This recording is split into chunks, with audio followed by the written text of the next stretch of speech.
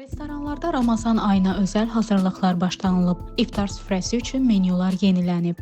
Ənənəvi menyular daha da zənginləşdirilib. Orucluq hələ başlamasa da, artıq rezervasiya edənlər də az deyil. Milli Az xəbər verir ki, menyu qiymətlərində ötən illə müqayisədə 10% artım var.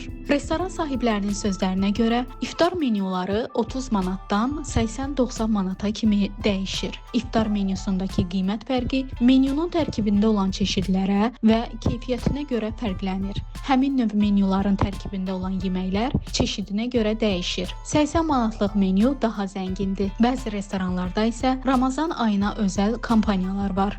Həmin restoranlarda isə 5 nəfərlik menyu 89 manat, 10 nəfərlik menyu isə 179 manatdır. Qeyd edək ki, Ramazan ayı 18 fevral axşamdan başlayacaq. İlk oruc günü fevralın 19-na təsadüf edəcək.